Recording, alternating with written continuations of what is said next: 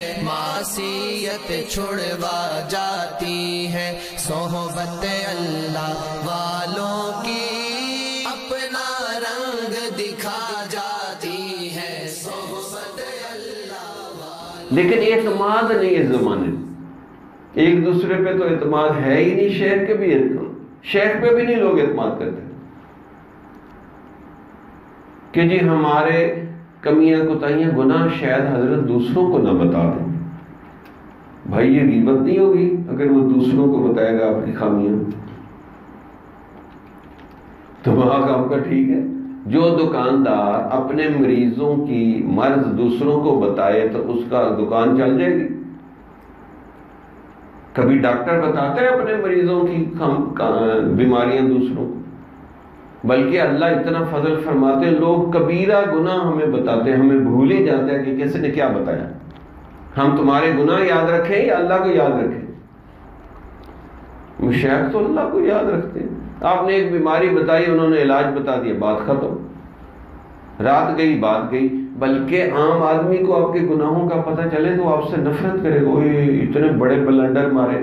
اور مشائخ کو پتہ چلے گا تو ان کو ترس آئے گا، ان کو بے چینی ہوگی، وہ بیچارہ اتنے بڑے بڑے بلنڈر مار چکا ہے، اب یا اس کو کوئی طریقہ بتائیں گے یا اس کو کے لیے دعا کریں گے، توجہ کریں گے، کیونکہ ڈیوٹی یہ لگی ہوئی ہے۔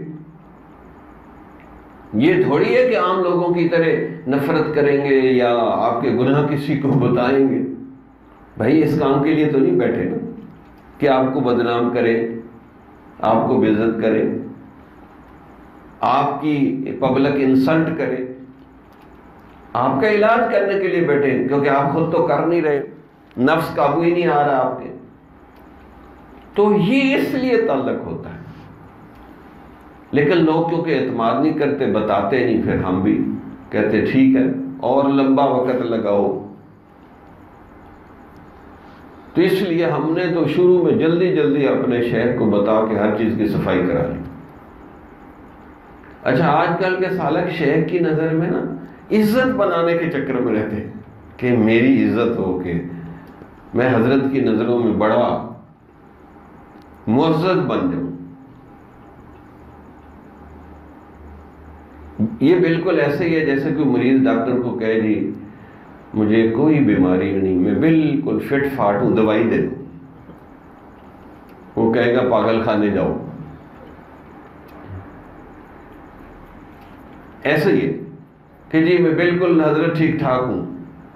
ٹھیک ہے بھائی، پھر ہم آپ کے اوپر کیا توجہ کریں، کیا دعا کریں؟ آپ بالکل ٹھیک ٹھاک ہیں، گھر جائیں، ہمیں کیوں ملنے آتے ہیں؟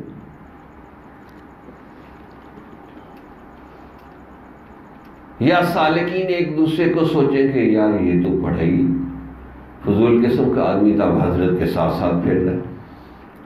جیسے مولانا الیاس سے کسی نے کہا حضرت جو چور چکے ڈاکو فضول قسم کے لوگ سارے تبلیغ میں لگے ہوئے۔ حضرت نے بڑا ہی خوبصورت جواب دیا، کہا بھائی میری تبلیغی جماعت دھوبی کی بھٹی ہے، تو دھوبی کی بھٹی میں تو گندے ہی کپڑے آتے ہیں نا، جو صاف ستھرے کپڑے ہوں گے وہ دھوبی کے پاس کیا کرنے آئیں گے؟ تو فرمایا میری جماعت تو دھوبی کی بھٹی ہے، یہاں تو گندے کپڑے آئیں گے، ان کو ہی صاف کرنا ہے، جو صاف ہے وہ کیوں آئیں گے؟ ایسا ہی ہوتا ہے مشائخ کے پاس تو گندے لوگ، گناہوں میں لتھڑے ہوئے لوگ، اس لیے کہ وہ شیخ خود بھی اپنے آپ کو آپ سے بھی گیا گزرا سمجھتا ہے، ورنہ اس کی اپنی نسبت کی خیر نہیں ہوتی۔ اس لیے ہمارے امام ربانی مجد اللہ ثانی نے لکھا ہے کہ جو سالک اپنے آپ کو خارش زدہ کتے سے گھٹیا نہ سمجھے، اس سے نقشبندیہ مجدیہ کا فیض ہی نہیں پا سکتا، اس کو ککھ نہیں ملے گا۔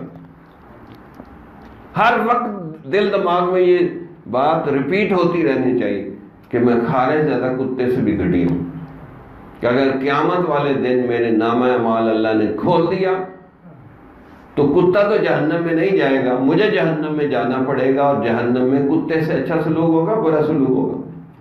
برا سلوک ہوگا۔ اس لحاظ سے مشائخ کہتے ہیں جمال الوجود بذكر الإله وتصفو الحياة بنور هدى، جمال الوجود